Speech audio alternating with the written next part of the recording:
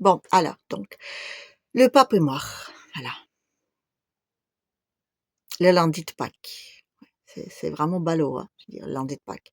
Non, bah déjà, le pape qui est mort, c'est triste, mais un lundi de Pâques, paix à son âme. Enfin, en même temps, je dis paix à son âme, c'est le pape. Ah, lui, il va directement au royaume du Père, c'est normal.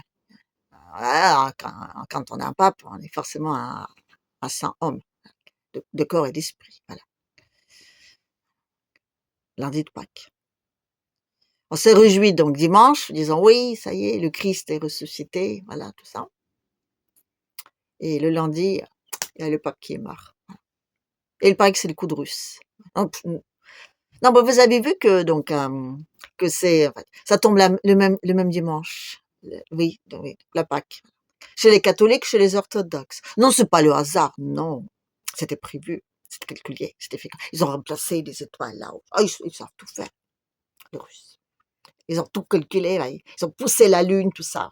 Et ils ont prévu le coup il y a déjà plusieurs milliers d'années. Millions d'années, des milliards d'années. Oui, oui. Ils ont envoyé les extraterrestres exprès en prévision pour déplacer tout ça juste comme ça pour que ces dates-là, ça tombe le même jour et que le pape soit mort. Voilà. Il paraît qu'il était pro-russe, le pape. Voilà. Et c'est les Ukrainiens qui l'ont dit. Il y a plein d'Ukrainiens qui se réjouissent sur les blogs, là, qui disent oui, bien fait pour lui, il était pro-russe. Oh oui, oui, non, mais c'est normal, c'est le coup du russe parce que vous savez, les Russes, ah oui, ben, le gazoduc, le centrale nucléaire de Zaporogie, tout ça. Non, mais bon, le russe, c'est normal. Ah. Enfin, en même temps, il a jamais dit qu'il était pro-russe, c'est le pape. Non, non, non. Il disait qu'il était pour la paix. Voilà. Est-ce que le fait de dire qu'on est pour la paix fait de vous un pro-russe? Je sais pas. Parce que notre Mimi, démocratiquement élu, le président français, lui aussi, dit qu'il est pour la paix juste, mais pour la paix aussi. Voilà. Il préfère la guerre pour ça. Attention, une paix n'a pas de prix. Hein. Donc, s'il faut mourir pour ça, mourons tous. Voilà. Est-ce qu'il est pro-russe, Mimi hein euh, Non, mais c'est vrai, la limite, elle est très difficile à trancher. Quoi. Non, mais si la personne ne dit pas comme ça directement qu'il est pro-poupou, on ne sait pas. Voilà. Le pape ne l'a jamais dit. Voilà. Donc, comme il l'a jamais dit, eh ben, c'est normal. Lundi de Pâques, voilà. Paix à son âme. Enfin, pardon, je veux dire encore une fois, on sait qu'il est tout droit donc au royaume des cieux, voilà, du Père. En parlant de Pâques, vous savez, donc j'ai rendu visite à une ex, on va dire, membre de ma famille. Voilà. Ne cherchez pas à comprendre, c'est comme ça.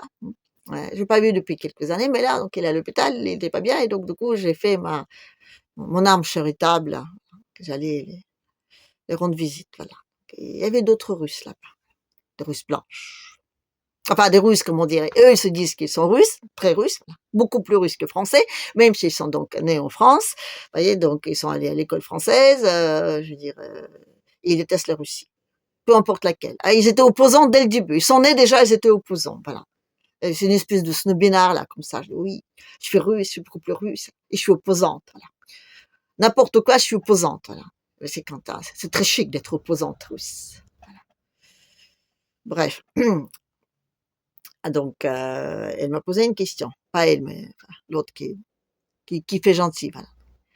Elle me posait la question pour preuve, pour dire, tiens, ben, il y a des bruits qui courent, alors Tatiana, je te laisse donc la possibilité de te défendre. Voilà. Est-ce que toi, t'es pro-poupou?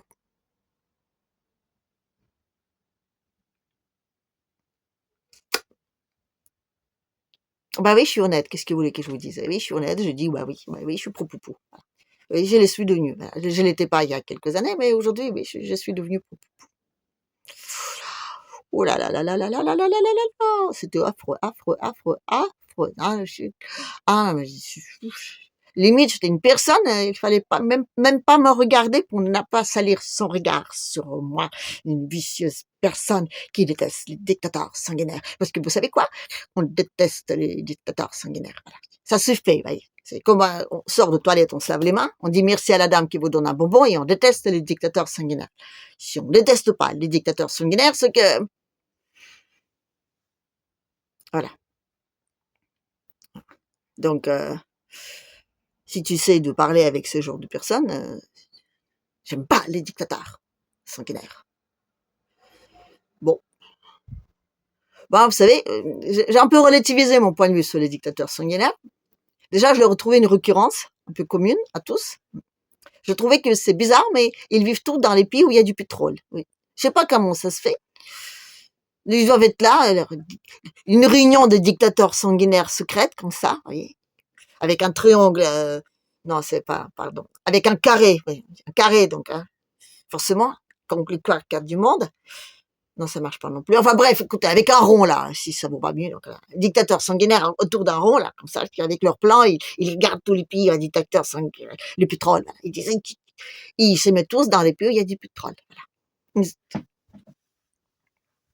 Non, là, il n'y a pas de pétrole, il n'y a pas de dictateur sanguinaire. Non, non, non, ben, ils aiment pas ça.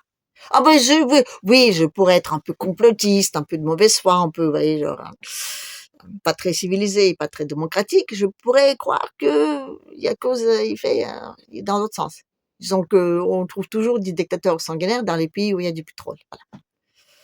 Mais non, non, non, non, non, non, non, non, non, non. Non, c'est des vrais dictateurs sanguinaires, les vrais, voilà.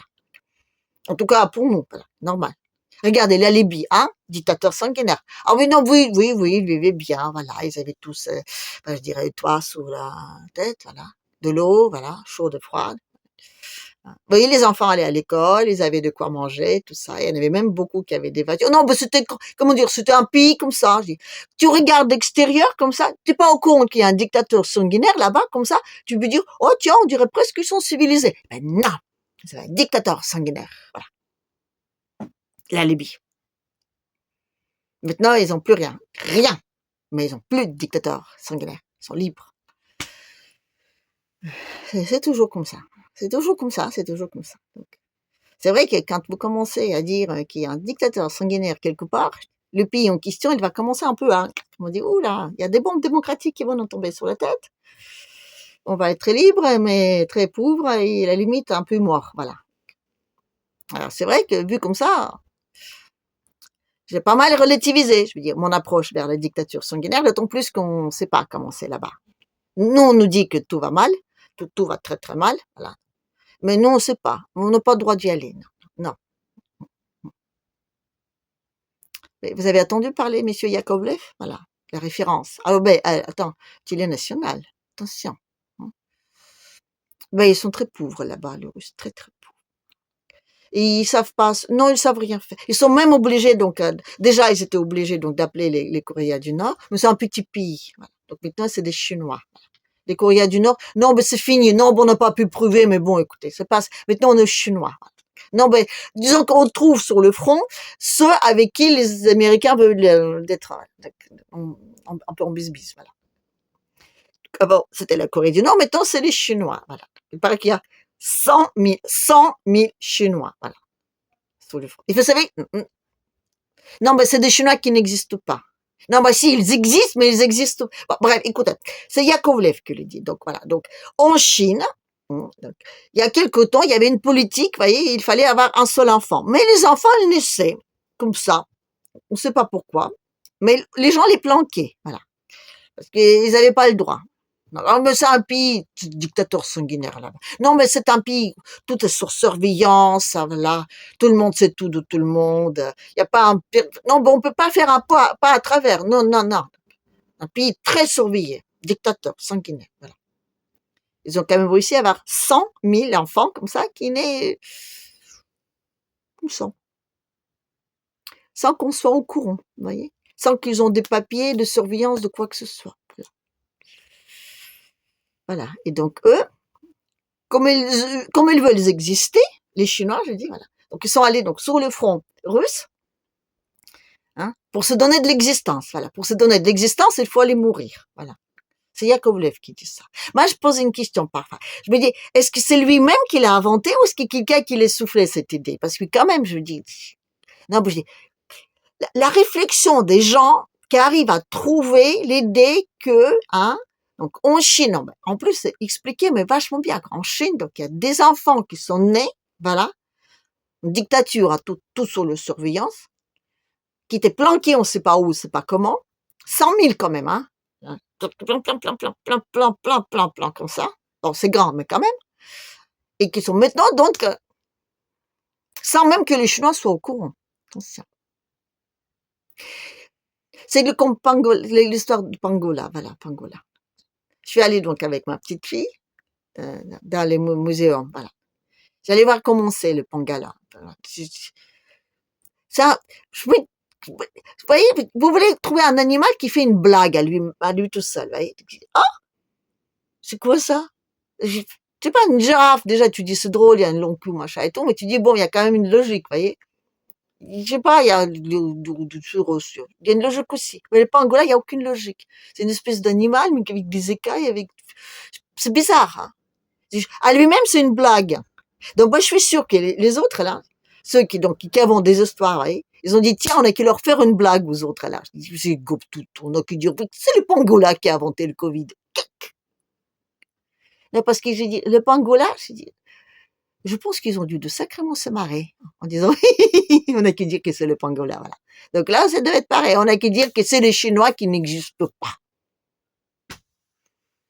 Non, parce qu'encore les histoires avec des toilettes, déjà, ça me paraît complètement ahurissant. Mais alors, les 5000 Chinois qui n'existent pas. Ah, bah, attendez, il y en avait une autre aussi qui était pas mal. Oui, les méchants Russes recrutent des espions sur le Bon Coin. C'était il y a 3 ans. Faites attention sur le Bon Coin, il y a des méchants Russes qui rôdent, qui vous posent des questions innocentes, hein, qui engagent des profs de maths pour leur sortir de secrets, d'informations top, secrètes, sensibles, comme ça. Oui, parce qu'il paraît qu'il y a des profs de maths qui s'arrondissent les fins de mois, comme ça, sur le Bon Coin, en donnant des cours. Voilà. Normalement, donc, ils travaillent dans les entreprises top secrets des militaires, avec connaissances top secrètes, tout ça. Mais ils sont obligés de donner des cours sur le Bon Coin. Voilà. Et donc, il y a des méchants Russes qui rôdent pour trouver donc, comment on le dit ça, des innocents, voilà, un peu naïfs, chercheurs, hein, des déteneurs de secrets sensibles, militaires forcément, voilà, sur le Bon Coin. Plus ce groupe, plus ça passe. C'est comme l'histoire du dictateur sanguinaire. On est l'opposition, voilà. Enfin, l'opposition, voilà. Ça dépend lesquels, hein, parce que là, vous voyez, donc, je parlais il y a 15 jours de cette jeune fille, donc Evgenia Goutsoul, voilà, donc qui se trouve en Gagaouzie, voilà, non, c'est pas une blague, c'est un vrai pays. Mais non, mais c'est pas comme les Tombola, là, Tangola, ou je sais plus comment on appelle cette espèce de truc. Non, ça c'est vrai, il existe un pays, pas un pays, une région qui s'appelle Gagaouzie, voilà. C'est une région autonome de Moldavie, voilà. Et donc là-bas, il y a on va dire une personne qui était élue, voilà, une jeune fille, pas une femme, elle a 2 enfants, voilà. Donc on l'a mis en prison, voilà. Et le pro-russe, pareil. Oui, elle est comme moi, elle aime les dictateurs sanguinaires. Voilà. Mais on l'a mis en prison, mais on n'a pas encore trouvé pourquoi. Voilà. En attendant, on essaie donc donc on veut que la Gagaouzie soit démocratique, civilisée et on va dire et plus autonome. Ce qui fait qu'on pourra donc leur nommer leur procureur général, parce que quand ils sont autonomes, c'est eux qui décident. Voilà. Donc, du coup, on va donc leur mettre leur procureur général et du coup, on va tout de suite trouver donc de quoi il est accusé et comme ça, on pourra, voyez, donc organiser les élections là-bas. Parce que normalement, les élections, elles vont se tenir cet été, mais on les a éloignées parce qu'on ne sait jamais. Non, parce que le Moldavie, attention, là-bas, donc la démocratie est en jeu. Voilà. Il faut la sauver encore une fois et pour ça, donc on met tous les pro-russes, parce qu'on ne peut pas dire opposants, non, les pro-russes, voilà, des méchants, voyez, très méchants, ceux qui donc contre la démocratie, voilà. Pour préserver la démocratie, on met tous les opposants pro-russes en prison. C'est comme on veut faire la guerre pour faire la paix. Et c'est normal. Bon, moi, je vais vous dire un truc. Vous voyez, parfois, donc, avec tous ces là, je suis pro-ukrainienne, parce que les questions rhétoriques. Oui, la Russie, méchant, agresser l'Ukraine. Voilà. Quand je dis question rhétorique, parce que si tu veux le répondre, voilà. Parfois, tu dis, mais vous voyez comment ça, quand même, hein, par exemple, Odessa, hein, ça se trouve où, vous voyez, donc, ouais, Odessa, là. Et la Crimée, vous voyez, hein, par rapport à l'Ukraine, hein, vous voyez comment c'est? Non. Non, ils sont tous pro-ukrainiens, mais ils ne regardent jamais les cartes géographiques des pays. Encore heureux, parce que sinon, je veux dire, pourrait même dire, oui, la France, elle a peut-être rien à craindre de la méchante Russie. Mais bon, quand elle leur explique encore une affaire de sortie dans la mer, là, de toute façon, dictateur sanguinaire, ça veut tout dire. Donc, c'est même plus la peine de discuter après, parce que, je vous rappelle encore une fois, on n'aime pas les dictateurs sanguinaires. Et le pape est mort, voilà, le lundi de Pâques.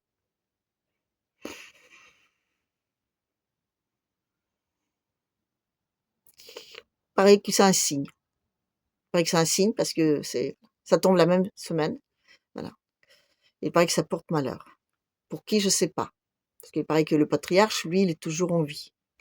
Et il paraît qu'il a fait un beau discours, comme ça, en parlant de la paix. Normal, il est pro-russe, voilà. Mais bon. Ah mais non, ben, il a fait une trêve de Pascal, voilà. Le poupou d'amour, là. Le dictateur sanguinaire pour les intimes. Donc, il a fait donc une trêve Pascal. Non, ben, j'ai tout lu. J'ai tout lu sur les raisons de pourquoi il a fait ça. Forcément, de raisons très vicieuses. Personne n'a dit, mais peut-être qu'il est juste croyant. Non, les dictateurs sanguinaires sont jamais croyants, sauf s'ils sont intégristes, ça va de soi. Mais encore, on peut être intégriste et pas un dictateur sanguinaire. On Syrie, voilà, exactement. Ça dépend, j'ai dit, si votre pétrole, vous le donnez donc gratuitement aux démocratiques, vous n'êtes plus un dictateur sanguinaire. Si vous dites non, moi je veux donc la souveraineté de mon pays, dictateur sanguinaire. Voilà. Donc, il y avait la trêve Pascal. Alors, il paraît que donc les Russes et les Ukrainiens, ils ont tiré dessus. Voilà. Donc, les uns qui disent c'est les autres qui disent que c'est les uns, tout ça. Mais supposons. Je n'ai pas là, je n'ai pas surveillé. Il paraît qu'il n'y a pas grand monde qui a surveillé. De toute façon, on est obligé de croire sur parole. Voilà. Pour 3 jours. Donc, pour 3 jours, on est obligé de croire sur parole. Imaginez-vous sur 30 jours. Parce que vous voyez, donc là, on a dit qu'on allait faire 30 jours de trêve sur donc, l'infrastructure énergétique. Voilà. Une trêve que les Ukrainiens n'ont pas tellement tenue. Mais encore une fois, attention, hein, c'est moi la pro-russe qui dit ça. Donc. Mais la trêve 30 jours sur la mer Noire, ils se sont pas mis d'accord. Non. Ils se sont pas mis d'accord. Vous voyez? Non, mais je dis déjà là, ils se sont pas mis d'accord. Les 3 jours, ils ont pas pu surveiller. De quoi vous parlez là, quand vous dites que vous voulez une paix directe comme ça, hein, longue et durable, un cessez-le-feu tout de suite, là. Si mais déjà 3 jours, vous pouvez pas surveiller. Qui c'est, hein, les autres, tout ça, non? Et si vous pouvez même pas vous mettre d'accord pour 30 jours de sécurité sur la mer Noire, parce que mon Dieu, les Russes, ils vont faire du commerce. Ouh, oh, ils vont sortir dans la mer Noire, de la mer Azov, à travers voilà, la Crimée, voilà, qu'ils ont repris méchamment, hein, avec des. Et je vous rappelle qu'à l'époque, le monde entier n'a rien dit. Ils n'étaient pas prêts. Il fallait préparer l'Ukraine, qui soit encore plus démocratique, encore plus, on va dire, hein, tout ça. Bref, c'est énervant. Mais bon, écoutez, le pape est mort, c'est bien triste, mais bon, Jésus est ressuscité. Et il a ressuscité parce que parce qu'il paraît que Dieu nous aime, voilà. Et il y a beaucoup d'amour dans cette résurrection, oui, parce qu'il est mort en tant qu'homme. Lui, il a connu la corruption de tombeau. Il est mort, on va dire, en vérité et en réalité, voilà, pour 3 jours. Il est ressuscité. Il est ressuscité aussi en tant qu'homme. Et la générosité de Dieu le Père, il est justement dans le fait que depuis que Christ est ressuscité, nous tous, nous pouvons le faire. Voilà. Il suffit juste, on va dire, juste d'être baptisé. Voilà. Oui, tous ceux qui sont baptisés, ils peuvent être ressuscités. Selon la religion catholique, orthodoxe et je crois même protestante. Voilà. Mais ce n'est pas parce qu'on est ressuscité qu'on est dans la lumière. Non. On est dans la lumière si on est, comment dire, si on a suivi la voie de Christ qui dit le voie de l'amour. Voilà. Oui, le voie du pardon. Voilà. Le voie de genre, même les dictateurs sanguinaires, parfois, si le peuple veut bien d'avoir un dictateur sanguinaire, ben peut-être que nos valeurs universelles et nos règles, voilà, tout sont justes, forcément, parce que c'est les nôtres. Peut-être qu'ils sont bien pour nous, mais pas pour les autres, vous voyez. Oui, c'est ce qu'il disait Jésus, voilà, il parlait de la tolérance. La tolérance, pas que pour, tous ceux qui veulent changer du sexe, non. Aussi pour tous ceux qui veulent, on va dire, ne pas changer, voyez? Qui veulent vivre, on va dire, les enfants, les familles, voilà, qui veulent mettre ça en avant, qui ont leurs propres valeurs, leur propre famille, leurs propres croyances, leur propre culture, tout ça, voyez?